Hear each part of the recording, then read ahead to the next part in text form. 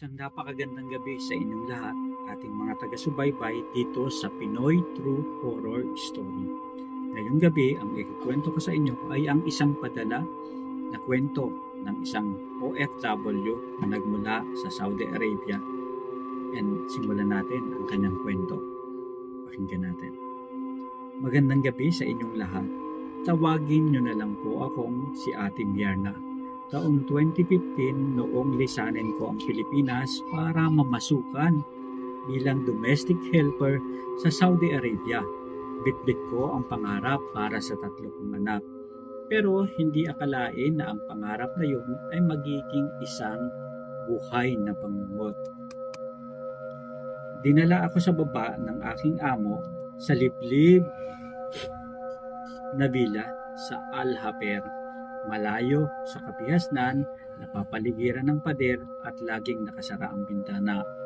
Sa unang utos sa akin sa baba, Mierna, never open the curtain in the long hallway. Just clean and leave. Noong una, akala ko dahil sa tindi lang ng sikat ng araw, hanggang sa dumating ang unang gabi. Pagod na pagod ako noon. Mula sa maghapong paglilinis, hating gabi na nang maisipan kong uminom ng tubig sa kusina. Habang sa kusina, binabaybay ko ang napakahabang pasilyo. Narinig ko ang isang mahinang kalansing. Kling, kling, kling. Parang tunog ng gintong alahas na nababanggaan. Huminto ako. Tumingin ako sa paligid. Pero napakadilim. Tanging ang liwanag lamang ng buwan at isang boses. Napakahina, parang galing sa ilalim ng lupa. Bumubulong. Yabinte! Yabinte! Yabinte! Kinilabutan ako. Ang ibig sabihin yun ay anak ko. Akala ko ay ang amo kong babae na si Mama. Pero alam kong mahimbing na ang tulog niya. Nang lumingon ako sa dulo ng pasilyo, may nakita akong anino. Isang babaeng nakasuot ng itim na abaya. Nakatayo siya sa tapat ng isang pinto na laging nakalak.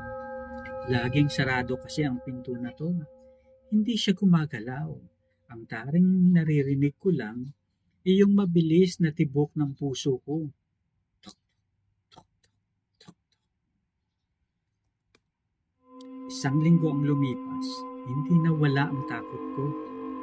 Isang hapon, habang wala ang mga amo ko, napansin kong bahagyang nakabukas ang pinto sa dulo. Naku, nakakapangilabot. Dahil curious ako na malaman kung ano ba ang meron doon. Pumasok ako. Walang gamit sa loob, kundi nag-iisang napakalaking salamin na nakatakip ng itim na tela. May amoy doon sa loob ng kwarto na hindi ko kayang maipaliwanag. Parang amoy oud, yung mamahaling insekto na nagmumula sa insenso na nagmumula sa agarwood, yung pinakamamahaling puno. Pero may halong amoy ng nabubulok na karne. Ibig sabihin, mabango siya, pero may kakaibang amoy na parang nabubulok na karne. Dahan-dahan kong itinaas ang tela sa salamin. Sa refleksyon, nakita ko ang sarili ko. Pero sa likod ko, may nakatayo. Ako, kinilabutan ako. Tinindigan ang balahibo. Isang babaeng walang mukha, kasing kinis ng pader ang balat niya sa harap. Pero ang kanyang mukha ay parang mga tuyong damo sa disyerto. Ang pinaka nakakapangilabot pa ay ang kanyang mga paa. Hindi ito paa ng tao, Ito ay kuko ng kambing, mabalahibo at baliktad ang direksyon. Nakakatakot, nakakapangilabot. Nakaharap sa likod ang mga daliri at pala. At iyon pala ang kinatatakutan nilang always. Biglang sumara ang pinto. Blag, blag. Nagsimulang humalakad. Ang isang boses, isang tunog na pinagsamang tao at ungol ng hayop. Hindi ako makahinga. Pakiramdam ko may mga kamay na sumasakal sa aking leeg. Sabi ng matanda doon, ang mga jinn tulad nito ay nananahanat sa mga pamilyang may kasunduan. Mukhang ang pamilya ng amo ko ay may itinatagong sikreto sa kwartong yon. Nagmakaawa ako kay Baba sa amo kong lalaki na pauwiin na ako. Sabi ko may sakit ang anak ko sa Pilipinas. Pinayagan nila ako, pero bago ako umalis, narinig ko uli ang bulong sa aking tenga. Akala ko, paglapag ko sa naiya, tapos na ang lahat. Isang gabi, habang natutulog ako sa aming bahay sa probinsya, narinig ko ulit ang tunog na yun. Kling, kling, kling. Tunog ng alahas na nalaglag.